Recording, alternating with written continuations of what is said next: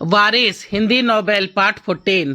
Good morning, have a nice day. Hello India, hello India. बड़ों को ढेर सारा प्रणाम, छोटों को ढेर सारा प्यार, और मेरे सारे सब्सक्राइबर कैसे हैं आप सबको ढेर सारा Ram Ram. Ganpati Bappa Morya. Welcome back to my YouTube channel Simmi की डायरी ऑफिशियल में आप लोगों का ढेर सारा स्वागत है। दोस्तों, वारिस मेरी चौथी हिंदी नॉवेल है जो अभी चल रही है। इसका 13 एपिसोड मैं आप लोगों के समक्ष रख चुकी हूँ। आज इसके 14 एपिसोड में मैं आप लोगों का तहे दिल से स्वागत करती हूँ।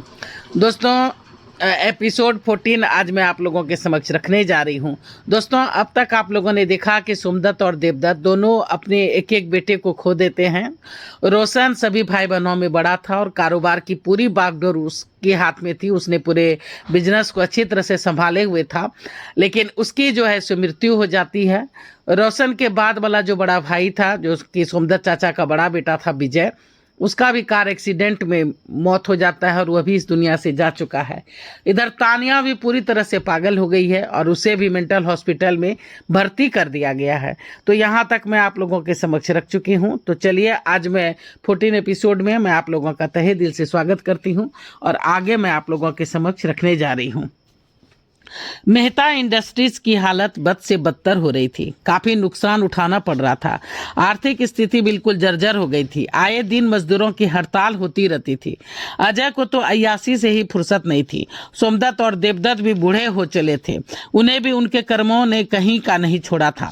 सारे कामों का बोझ छोटे भाई राहुल पर ही आ गई थी। ऐसी स्थिति में उसे ही सब कुछ संभालना पड़ रहा था और उसे संभालना काफी मुश्किल सा लग रहा था। घर में रोज लड़ाई झगड़े होने लगे थे। विजय की पत्नी घर छोड़ करके मायके चली गई थी। उसका तो कोई बच्चा था नहीं, सो वो यहाँ रह के करती भी तो क्या। वो लोग क्या करती और क्या कर यहाँ रह के क्या क्यों यहाँ रहती, इसलिए वो अपने मायके चली गई थी। अजय की अय्यासी से सीमा परेशान रहने लगी थी। रोज घर में झगड़े होने लगे थे। रोशन की विधवा पत्नी बेचारी घर पर क्या करती। बच्चे को उसने बोर्डिंग में डाल रखे थे क्योंकि उसका पति बहुत दिन से बीमार चल रहा था और वो पति की सेवा में लगी रहती थी, इसलिए बच्चे पे ध्यान नहीं दे पाती थी। मजबूरन उसने बच्चे को बोर्डिंग में रखा था, इसलिए अब वो भी अपने मैके में ही रहने लगी थी। वो साल के 6 महीने मैके में रहती और जब बच्चों की जब छुट्टी होती तो वो बच्चों को साथ लेके आती और फिर बच्चों को साथ लेके उसके साथ हॉस्टल में उसको छोड़ के फिर चली जाती। कुछ दिन रह करके फिर वो चली जाती। डॉली चाह करके भी कुछ नहीं कह पाती, ना ही कुछ कर पाती। ले दे के सबकी नजर अब बस राहुल पे ही टिकी रहती। गौरी और गीता को सभी खुश रखते ताकि बुढ़ापा का दरिया जो है सो बढ़िया से पार हो सके। सोमदत्त और देवदत्त का जीना हराम हो गया था। आत्मा रोज रोज धिक्कारने लगी थी। अंत में हार फार कर दोनों ने अपना एक निर्णय लिया था और दोनों ने अपने नाम पे और माँ के नाम पे जितने भी पैसे थे वो सारे पैसे उसने निकाल करके मेहता इंडस्ट्रीज को संवारने में लगा दिया था। बुढ़ापा नजदीक आ रहा था। बच्चों की मौत ने शरीर को बिल्कुल तोड़ दिया था। हड्डी हड्डी जवाब दे रही थी, पर कुछ करने की चाह ने दोनों में एक नई स्फूर्ति, एक नया जोश भर दिया था। कहते हैं ना कि पश्चाताप के आंसू बड़े से बड़े गुनाहों को भी धो देता है। कुछ ऐसा ही सोमदत्त और देवदत्त के साथ हुआ था। देखते ही देखते 10 साल कैसे बीत गए पता ही नहीं चला। मेहता इंडस्ट्रीज अब फिर से अपना पुराना मुकाम हासिल कर चुका था। अमित और काजल जब भी तानिया से मिलने जाते, तानिया चिखने चिल्लाने लगती, इसलिए उन लोगों ने मिलना ही छोड़ दिया था। बस कभी कदार वो बाहर से तानिया को देख आते तो कभी फोन पर ही वहां मेंटल हॉस्पिटल में फोन करके वहां का उसका हाल समाचार पूछ लेते। अमित तानिया के कारण अक्सर अब तनाव में रहने लगता। उसकी आंखें भर आती, पर क्या करता, वो वक्त के हाथ मजबूर होकर बस एक कठपुतली बनकर बैठा रह गया था। वो अतीत में खोया रहता। तानिया के साथ बिताए उसके क्षण उसे याद करता रहता। काजल और अमित के दोनों बेटे अब बड़े हो गए थे। बाद में उनकी एक बेटी भी हुई थी। बेटा 13 साल का और बेटी 8 साल की हो चुकी थी। आज अमित और काजल के बेटे हर्ष और हर्षद का 13वां सालगिरह था। घर में काफी चहल पहल थी। वक्त के साथ साथ सब कुछ बदल गया था। घर के सभी लोग अब काजल काजल की रट लगाए रहते। सबों ने जितना उसे सताया था उतना ही प्यार उसे इन 14 सालों में वापस किया था। काजल भी सब कुछ भूल करके सबों को माफ कर दिया था। उसे अपने रोशन भैया और विजय भैया को खोने का जहां बहुत अधिक दुख था, तो वहीं तानिया के लिए भी उसके दिल में बहुत दर्द था। वो नित्य भगवान से अपने भाइयों के आत्मा को शांति देने के साथ साथ तानिया को भी जल्दी से ठीक कर दीजिए, ये दुआ करती थी। उसे पूरा विश्वास था कि भगवान उसकी बहुत जल्दी ही सुनेंगे। वो जब भी अपने बच्चों के साथ मायके जाती, सभी उसे हाथों हाथ लेते। बच्चे दिन भर धमा चौकड़ी करते, मुंह से एक शब्द निकला नहीं कि सब कुछ हाजिर। काजल की आंखें डबडबा जाती। उसे विश्वास नहीं होता कि ये वही घर है, ये वही लोग हैं जिसने मुझे इतना सताया। ठीक ही कहते हैं सभी, इंसान वक्त के साथ खुद को बदलने की ताकत रखता है। उसके बच्चे भी अपनी माँ के दुखद कहानी से अनजान थे। जानते थे तो बस इतना कि मम्मी के जन्म के समय ही मम्मी और के मम्मी पापा दोनों उसके समय ही चले गए थे, बिना मम्मी को देखे। आज बर्थडे पार्टी थी।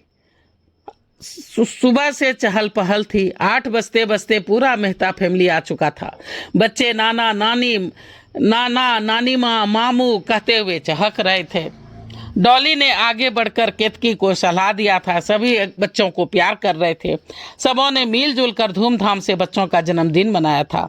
पार्टी खत्म होने के बाद सोमदत्त और देवदत्त ने काजल को अपने भाई के वसीयत के अनुसार न सिर्फ मेहता भिला बल्कि पूरा का पूरा इंडस्ट्रीज ही काजल और उसके तीनों बच्चों के नाम करके उसे वापस कर दिया था। ये सब क्या है अंकल? कुछ नहीं बेटा, ये तो तुम्हारा ही है। हमें माफ करना, हम लोभ में अंधे हो गए थे। देर आए दुरुस्त आए, अब हमें होश आ गया है। हम अपने सारे गुनाहों की माफी मांगते हैं। तुम जब चाहो आकर मेहता भिला की चाबी ले सकती हो। ये क्या कह रहे हैं आप? वो हमारा मायका है, हमारे डैड का बनाया हुआ बसेरा, जिसमें हमारी सारी खट्टी मीठी यादें शामिल है। हमारे भाई बहनों की किलकारियां गुंजी है वहाँ। हमारे सारे भाई बहनों की शादी हुई है वहाँ से। वो मेरा नहीं, आप लोगों का घर है। और मेहता इंडस्ट्रीज भी आप लोग ही संभालेंगे। क्या हुआ, रोशन भैया और विजय भैया नहीं रहे तो उनकी यादें और मेहनतें तो साथ है। फिर रोशन भैया की 2 निशानियां हैं ना अंकल, वो संभालेंगे मेहता इंडस्ट्रीज को।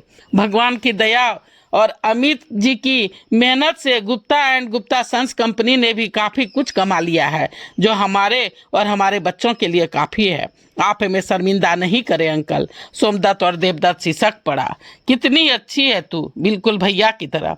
कितनी आसानी से ये सब कह दिया, हमें माफ कर दिया। पर नहीं बेटा, जो तुम्हारा है सो तुम्हारा है, उस पर हम लोगों का कोई हक नहीं है। यह तो हम लोगों का लोभ था जो आज तक आंखों पर पर्दा डाले रहा था। ये तो वक्त की मार ने हमें सब कुछ सिखा दिया। समय रहते ही आंखें खुल गई। अपनों को खोने के दर्द ने अपनों को अपनों से मिलाने की सीख दे डाली। वरना हम अंधे तो अपने गुनाहों की सजा भोगने के बाद भी गुनाहों की दलदलों से नहीं निकल पाते। तभी अमित बीच में बोल पड़ा, डैड आप क्यों बेकार की बातों से दिल दुखा रहे हैं? अरे गलतियां किससे नहीं होती है।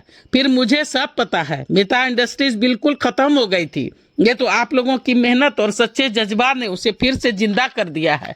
वरना बड़े पापा की सारी यादें मिट्टी में समा जाती। जो कुछ भी है आप लोगों की मेहनत का फल है। उसे आप लोगों ने अपनी खून से सींचा है। हम मानते हैं वसीयत के अनुसार मेरे बच्चे उसके असल वारिस हैं। पर डैड, बारिश का अर्थ बढ़ाना होता है, घटाना नहीं। बारिश खुशियां लाता है, ना कि गम। अगर हमारा बारिश आ जाने से या हमारे बारिश के आ जाने के बाद आप लोगों को ज्ञान आया तो ये तो खुशी की बात है, ना कि गम की। आप चाहते तो लोभ की दलदल में धंस के उसे नुकसान पहुंचा सकते थे, पर आपने ऐसा नहीं किया। यही तो इंसानियत की पहचान है डैड। फिर आप ये क्यों भूल रहे हैं कि बड़े पापा और आपका खून एक ही है, अलग नहीं। अमित ठीक कह रहा है समधी साहब। मेहता इंडस्ट्रीज आप मेहता के पास ही रहेगी। काजल बिटिया पावर ऑफ एटॉमी आप लोगों के नाम कर देगी और दस्तखत कर देगी। आप अब रहा सवाल असली वारिस का, तो ये वक्त को तय करने दीजिए। बच्चे बड़े होकर के जो डिसीजन लेंगे वही सबको मान्य होगा। क्यों बेटा हर्ष और हर्षद, कुछ समझे आप दोनों? हाँ दादाजी, कुछ तो समझ में आ रहा है। सभी खिलखिला करके हंस पड़े। तो चलिए दोस्तों, बारिश का 14 एपिसोड मैं यहीं पे समाप्त करती हूँ। अब लास्ट एपिसोड और अगला एपिसोड जल्दी आप लोगों के समक्ष रखूंगी। तो कहिए कि कैसा लगा बारिश हिंदी नॉवेल, जो कि एक मोटिवेशनल कहानी थी और एक अच्छी कहानी है। तो चलिए देखिए, आप लोग तो देखते ही नहीं है, ना ही कमेंट्स करते हैं, ना ही मुझे सपोर्ट करते हैं। तो चलिए, मेरा काम है आप लोगों से गुहार लगाना, तो मैं फिर से गुहार लगा रही हूँ कि प्लीज मुझे सपोर्ट कीजिए। चैनल पर पहली बार आए हैं तो सब्सक्राइब कीजिए, लाइक कीजिए, शेयर कीजिए, कमेंट्स कीजिए, बेल का बटन जरूर दबाइएगा, ताकि जब जब मैं वीडियो डालूंगी तो आप लोगों को नोटिफिकेशन मिल सके। अब मैं अपनी वाणी को यहीं पे विराम देना चाहती हूँ। जय भोलेनाथ, हर हर महादेव, और आप लोगों का ढेर सारा थैंक्स मेरे वीडियो को देखने के लिए।